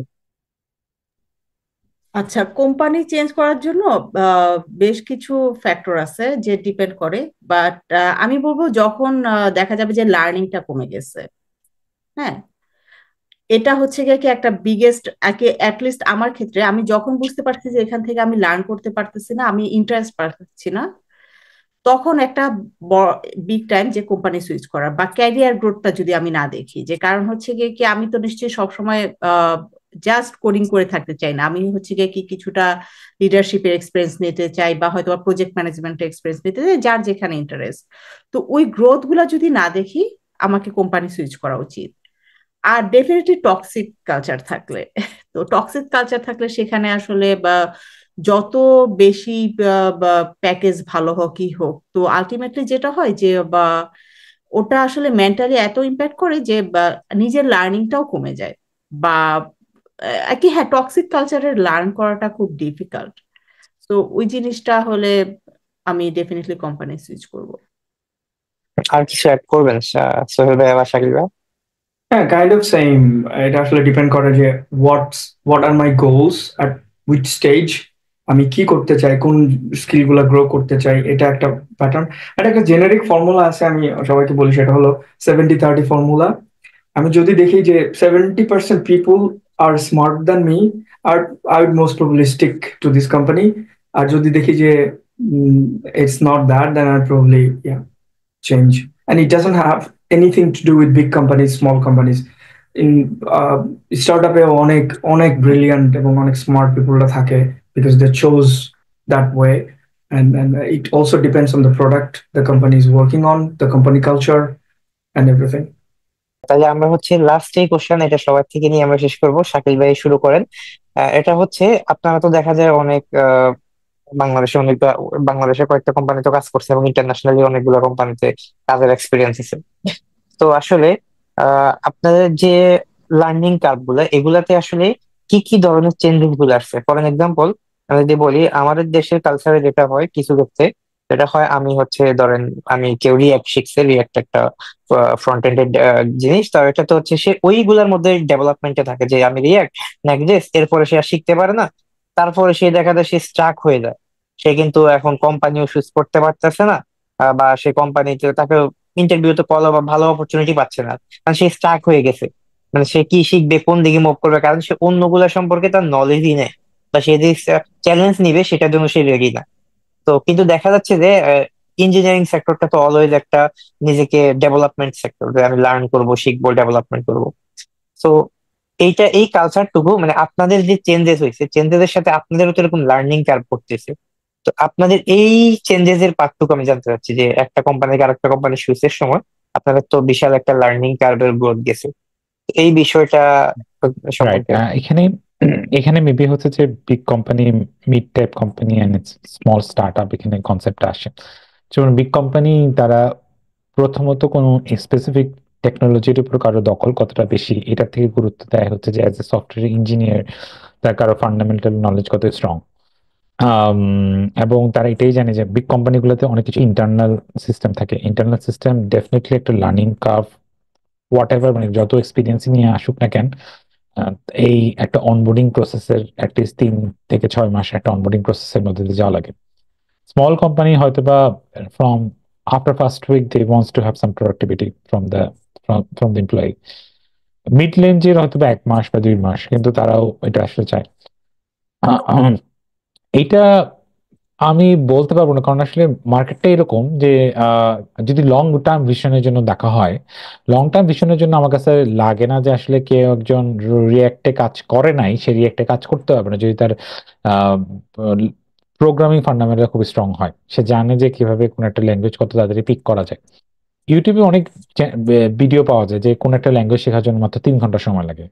সো টেকনিক্যালি এই জিনিসটা শুনলে খুব ফানি লাগে, মানে আমার কাছে লাগতো যে এত কম সময়ের মধ্যে জিনিসটা হবে, কিন্তু যতটা আমি আসলে এক্সপিরিয়েন্স হচ্ছি তখন আমার কাছে মনে লাগে যে বেসিক বা মেন যেই জিনিসগুলো আসলে এটা আসলে খুব কুইকলি আসলে শেখা পসিবল, যদি আমি আমার প্রোগ্রামিং ফান্ডামেন্টাল কম হয়, যে আমি জানি যে প্রত্যেকটা প্রোগ্রামিং এ কিছু না কিছু এই জিনিসগুলো থাকবে। সে যদি অবজেক্ট ওরিয়েন্টেড প্রোগ্রামিং হয়, তো আমি এটা জানি যে এখানে ক্লাস থাকবে, রাইট? ক্লাস কিভাবে ডিক্লারেশন করা হবে, জিনিসগুলো থাকবে। তো এবং যেই ল্যাঙ্গুয়েজই করি না কেন, যেই ফ্রেমওয়ার্কে শিখি না কেন, সাম কাইন্ড অফ অবজেক্ট ওরিয়েন্টেড যে বেসিক প্রিন্সিপাল গুলো আছে, পলিমরফিজম, আইসোলেশন, অ্যাবস্ট্রাকশনস, এক্সটেনশনস, ওই জিনিসগুলো তাদের মধ্যে আছে। তো এই জিনিসগুলো আমাকে যা হচ্ছে রিয়েলাইজ করা, জিনিসগুলো বোঝা, কিভাবে জিনিসগুলো আসলে কাজ করে, এই জিনিসগুলোতে দেখা। Maybe declaration can be different one language to another language, but basic concept is always going to be same. And and তারপর আরেকটা ব্যাপার হচ্ছে যে উম, কারো যদি কোনো স্পেসিফিক কোনো জবের জন্য আসলে ইন্টারেস্টেড থাকে, আমি যে বলতে পারছি যে যেহেতু আসলে এটা তো আমাদের কোনো কন্ট্রোল নাই, মানে অ্যাজ এ, মানে আমি তো নিজেকে আসলে যদি একজন স্কিল পার্সন চিন্তা করি, তো আমি যদি কোনো কোম্পানিকে, যদি আমার টার্গেট থাকে, তো ওই কোম্পানি কিভাবে ইভালুয়েট করে একজন ক্যান্ডিডেটকে, এটা আমার কোনো কন্ট্রোল নেই, এটা সম্পূর্ণভাবে তাদের কল। কিন্তু আমার যদি তাকে ইন্টারেস্টেড, মানে আমি যদি থাকি যে কোম্পানিতে আমি জবের জন্য যাব, সামহাও আমার স্কিল সেট তাদের সাথে এখন কারেন্টলি রিকোয়ারমেন্ট যে স্কিল সেট, তার কোন স্কিল সেট আমার ঘাটতি আছে, তো আমার কাছে লাগে যে এটার ব্যাপারে আসলে স্টাডি করা উচিত, যারা এখানে কাজ করে তাদের সাথে কথা বলা উচিত, এবং কাইন্ড অফ হচ্ছে নেটওয়ার্কিং এখানে খুব একটা মেজর রোল প্লে করে, যাতে আমি একটা ইন্টারভিউ প্রসেস পাই, এবং দেন ওদের যে স্কিল সেট গুলো রিকোয়ার্ড সামহাও যদি আমার কোনো ল্যাকিংসও থাকে ওইটা ডেভেলপ করা, ওটা শো করা যে না আমি ওকে ফাইন, আমি এই জিনিসটা করছি। সে কথার কথা, যেমন আসলে অ্যামাজন এডব্লিউএস এ কখনই কাজ করা হয়নি। আমি এখন পর্যন্ত কেউ যদি আমাকে যদি বলে ভাই আপনি এত বছর এক্সপিরিয়েন্স হয়ে গেছে আপনি এখনো কাজ করেন বা সামথিং, কিন্তু আমি এটা বিলিভ করি যে I can be quickly pick up, but আমার যদি কোনো স্পেসিফিক নলেজ স্পেসিফিকলি লাগে এখন, হইতে পারে যে আমি শর্ট টার্মে কোনো একটা জায়গায় কোর্স করে তারপর আমি সার্টিফিকেট শো করে আমি দেখাবো যে না হ্যাঁ, আমি জিনিসটা আসলে পারি, আহ আমি I be capable of that. তো এটা হচ্ছে আমার জিনিসটা। ভাইয়া এমন আপু হচ্ছে যে অনেক বেশি এক্সপিরিয়েন্স আছে ওনার আসলে মাল্টিপল কোম্পানিতে, তো ভাইয়া আপুরা হয়তো আরো ভালো বলতে। আপু, এনিথিং টু শেয়ার? আগে শেয়ার করেন। আহ না, সেরকমই নাই যে ওর শাকিলের সাথে একটা ব্যাপারে একমত যে সব সময় আসলে আমার হাতে কন্ট্রোল থাকে না। কারণ হচ্ছে এটা ডিপেন্ড করে ওরা কিভাবে আমাকে অ্যাপ্রোচ করবে, যে আমার এই স্কিল সেটটা নাই। যেমন আমি আমার কথা হচ্ছে কি কি যে আসলে টু বি অনেস্ট, যে প্রোগ্রামিং পারে বা যে একটা পারে তার জন্য কিন্তু আরেকটা ফ্রেমওয়ার্ক পিক আপ করা এমন কোনো ডিফিকাল্ট কিছু না। বাট কিছুটা সময় আমাদের হাতে কন্ট্রোল থাকে না। অনেক সময় আমি এটা ফেস করছি যে হ্যাঁ, আমি ইন্টারভিউ কলই পাই নাই জাস্ট বিকজ আমার স্কিল সেট নাই। তো একটা ওয়ে হইতে পারে যে প্রথম কথা, যদি ইন্টারনাল রেফারেলের মাধ্যমে যাওয়া যায়, দ্যাটস গুড থিং। বা এই যে কিছু সার্টিফিকেশন যদি আমি নিয়ে রাখতে পারি, বা আরেকটা হইতে পারে আমি যে কোম্পানিতে আছি সেই কোম্পানিতেই আমি হয়তো বা ট্রাই করতে পারি যে আচ্ছা বা কিভাবে আমার স্কিল সেটটা আরেকটু আপগ্রেড করে ওইদিকে নেওয়া যায়, যাতে আমি অন্য জায়গাতেও পাই। রাইট। কবির ভাই। I think শাকিল যে পয়েন্ট গুলো বললো যে এটা it's a little bit different in big companies and startup and all, right? But I think তোমার নাসিম, তোমার কোয়েশ্চেনের দুইটা পার্ট আছে, যে বিগ কোম্পানি এক্সপেরিয়েন্স এর এই জিনিসটা কিভাবে, এবং আমি আমার স্কিলটাকে কিভাবে অন্য স্কিলে আমি স্টাক হয়ে গেলে কি করব। So right right. In my experience, like for example মেটাতে আমি কাজ করি তোমার নিয়ে, হ্যাক নিয়ে, যেটা আমি কখনো জানি না। বড় কোম্পানিতে আমার যেটা হয়েছে, বড় কোম্পানিতে ওদের প্রোপ্রাইটারি ল্যাঙ্গুয়েজ গুলো বেশি। উবারে গো নিয়ে কাজ করছি, আমি গো কখনো কোড করতাম না, ফার্স্ট সেকেন্ড ডে তে আমাকে ওটা নিয়ে করতে হয়েছে। I loved go language is very nice. Booking.com এ পার্ল নিয়ে কাজ করছি, I didn't like Perl. But still, the thing is, big company gula, they always have wrappers on top of existing libraries and everything, and it becomes the same, Shakil jeta bollo, same structure, same everything. How you design a product, right? Everything comes to this point. So, no matter what, as long as you focus on your core skill, a application oriented বা framework oriented খুব একটা problem হবে না, বড় company হোক ছোট company হোক। নাও দেখা যাক, বাট স্টিল এটা কি সবসময় ট্রু? বাট আমার মনে হয় এটা সবসময় ট্রু না। Still there are other things to learn. For example, আমি আমার যেটা ফিল করতেছি, আমি অনগোয়িং অনেক টেকনোলজি নিয়ে জানি না, আমার যেটা জানা উচিত। সেক্ষেত্রে আমার নিজের প্রতি অ্যাডভাইস সেটা হলো যে মাঝে মাঝে অলওয়েজ আমি যেই টেকনোলজি নিয়ে কাজ করি না কেন, I should have some pet projects, one or two, to expand my knowledge. আমি একটা নিয়ে কাজ করতেছি, দেখি ওইটা কেমন, এই আগ্রহ কিউরিসিটিটা স্লোলি এক্সপ্যান্ড। আমি যদি ম্যাসিভলি এক্সপ্যান্ড করতে চাই আমি হতাশ হয়ে যাব। সো আমি স্লোলি আমার এক্সিস্টিং নলেজ ইউজ করে স্লোলি যদি এক্সপ্যান্ড করতে থাকি without any necessity, then I think it's a nice way to keep up with the world. Because এইটা বড় কোম্পানিতে একটা হিউজ প্রবলেম। আমি অলওয়েজ প্রোপ্রাইটারি ল্যাঙ্গুয়েজে, প্রোপ্রাইটারি টেক্সটটাকে কাজ করতেছি, and I am not keeping myself updated with the world. It's not a big problem, but it's a problem. Thank you ভাইয়া, রাফুরা। অনেক খুব ভালো কিছু ডিসকাশন হলো, যেখান থেকে আসলে অডিয়েন্স অনেক কিছু শিখতে পারবে, আশা করি তাদের প্র্যাকটিক্যাল লাইফে কাজে লাগবে। তো Thanks to you as well. Thank you. Thank you ভাই।